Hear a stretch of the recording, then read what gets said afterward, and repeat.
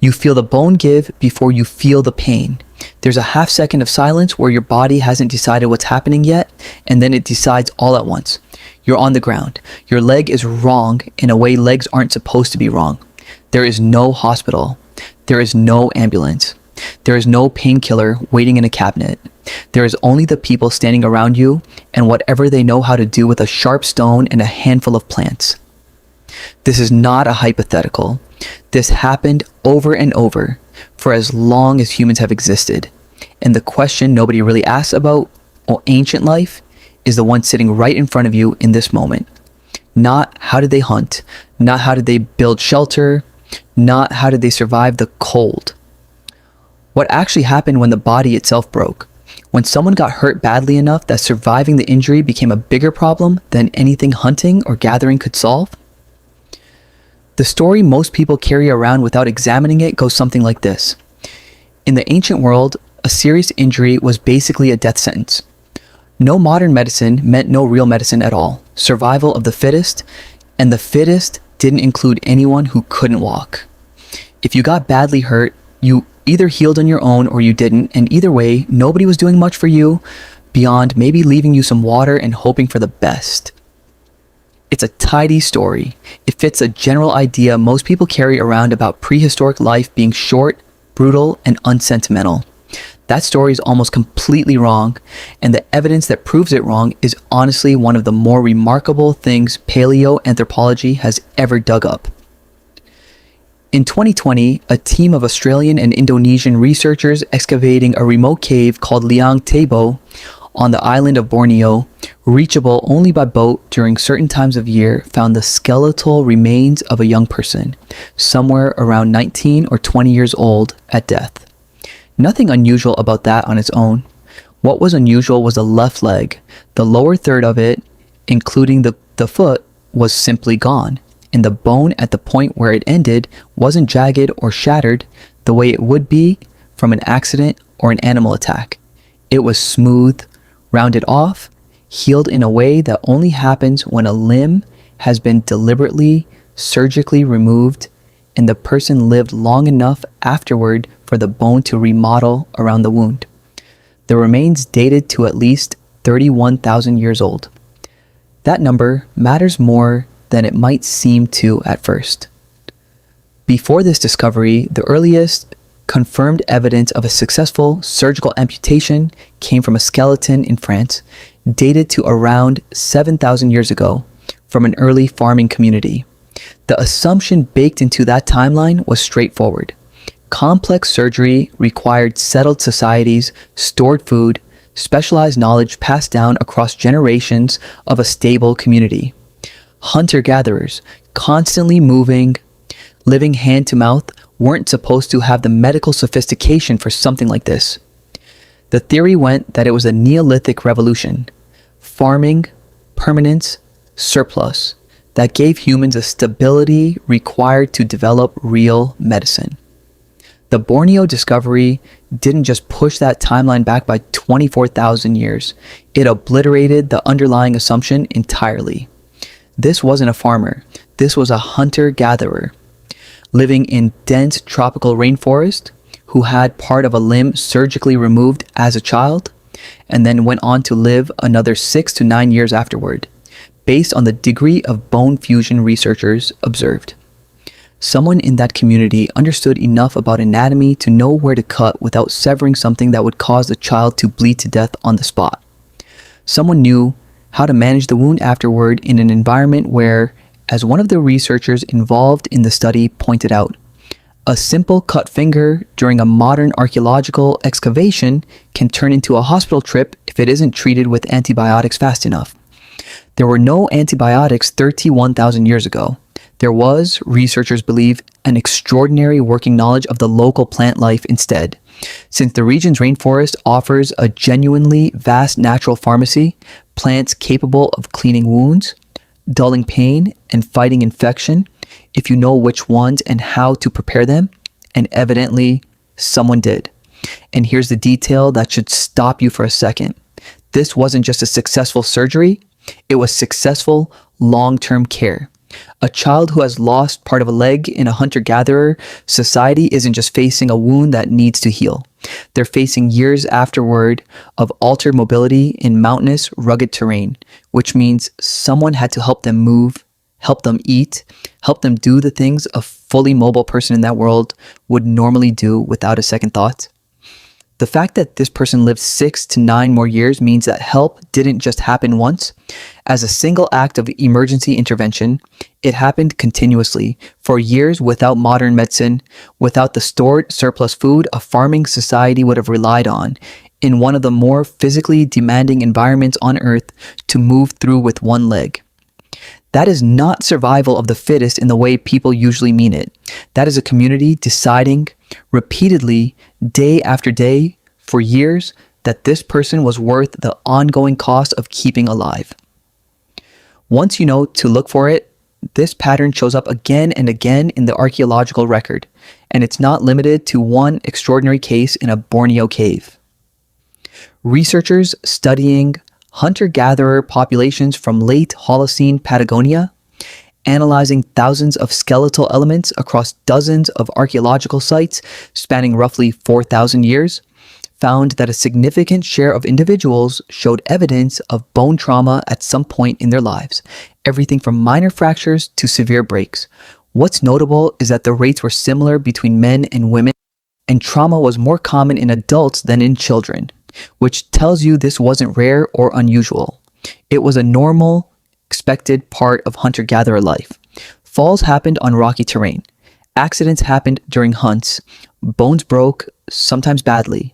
And the researchers behind the study noted something important about the population-level healing pattern. The fact that so many of these injuries show clear evidence of healing at all tells you that when they happened, people were, more often than not, cared for through the recovery rather than left to fend for themselves or simply abandoned. One of the researchers involved even pointed to earlier less complete evidence from the Middle Holocene period suggesting the same kind of caregiving stretches back even further than the population level data can fully confirm. Go back even further into the Neanderthals, and the evidence gets stranger and more specific. Researchers analyzing the hardened dental tartar of Neanderthal remains, essentially fossilized plaque that traps microscopic traces of whatever a person ate, breathed, or was otherwise exposed to over a lifetime, have found molecular evidence of yarrow and poplar. Yarrow contains a compound that promotes blood clotting and helps stop bleeding. Poplar contains a natural compound chemically similar to aspirin, a genuine pain reliever, the same basic chemistry that would eventually end up in a bottle on your bathroom shelf tens of thousands of years later. These aren't accidental dietary traces, the kind you'd expect from simply eating whatever was nearby. The specific compounds found suggest deliberate use for something beyond food, embedded directly in the tartar of individuals who, in at least some documented cases, showed other signs of serious illness or injury elsewhere in their remains. This represents, as far as researchers can currently tell, the oldest known molecular evidence of self-medication in any hominin species, human or otherwise, and it points to something people rarely associate with Neanderthals: a working, practical pharmacology developed and passed down long before anyone would think to call it medicine. Then there's red ochre, the reddish iron-rich mineral pigment found at Neanderthal and early human sites going back roughly 100,000 years, most famous for its use in cave art and body decoration. But ochre has another property that researchers have only confirmed experimentally in recent years, using modern laboratory testing on the actual mineral. It has genuine antibacterial and antifungal effects. Traces of processed ochre found at sites in wound-adjacent contexts, alongside its known and much more widely discussed use in decoration and ritual, support the idea that it may have doubled as a practical antiseptic, packed directly onto open wounds to fight the exact kind of infection that, in a world without modern medicine, would otherwise be the thing that actually kills you long after the original injury itself would have healed on its own. Put these pieces together and a very different picture starts to form. A community that surgically amputated a child's leg and then supported that child through years of altered mobility in mountainous rainforest terrain. A population where a meaningful share of all adults carried evidence of broken bones that mostly healed, cared for rather than left to chance. A species predating modern humans that appears to have understood, at a chemical level, plants stopped bleeding and which ones dulled pain, information encoded not in writing, since none of them had writing, but in tradition, observation, and the accumulated trial and error of thousands of years spent watching what worked and what didn't, and then teaching it to the next generation. A mineral pigment doubling as medicine, packed into wounds specifically to keep them from turning fatal. None of this fits the image of ancient life as a brutal, indifferent culling ground, where the injured were simply left behind to die quietly out of practical necessity. It fits something closer to the opposite. Injury in the ancient world wasn't an exception to be managed with disgust or abandonment. It was routine, and routine things get systems built around them. Systems require knowledge. Knowledge requires people willing to learn it, apply it under pressure, and pass it on, generation after generation, to people who weren't yet born when the original lesson was learned the hard way, sometimes at real cost. There's a harder question buried inside all of this, and it's worth sitting with, honestly, rather than rushing past it toward a comfortable conclusion. Caring for an injured person in a hunter-gatherer society was expensive, in the most literal sense of that word. It meant sharing food with someone who, for a period, couldn't contribute to gathering it themselves. It meant slowing down group movement, sometimes significantly, to accommodate someone who couldn't walk at normal speed across rugged ground. It meant dedicating time, attention, and scarce resources to a person whose short-term usefulness to the group had just dropped, sometimes permanently and without any guarantee of recovery. In a world where every calorie mattered and every day of travel could mean the difference between finding food and not finding it, that cost was real and it was not trivial, and nobody in that group would have been under any illusions about what they were signing up for. And yet the evidence says, again and again, across continents and across tens of thousands of years, that groups paid that cost anyway. Not occasionally, not as a rare act of extraordinary compassion reserved for a chief's child or a favored hunter, but as something that appears baked directly into the basic structure of how these societies functioned day to day. The Patagonian trauma study found no meaningful difference in care between men and women, suggesting this wasn't a privilege extended selectively along status lines. The Borneo amputee wasn't a leader or a specialist with obvious future value to protect. They were a child with years of reduced mobility stretching out ahead of them in one of the more physically demanding environments on the planet to move through. The honest explanation researchers point to isn't pure altruism in some abstract, saintly sense, floating free of any practical grounding.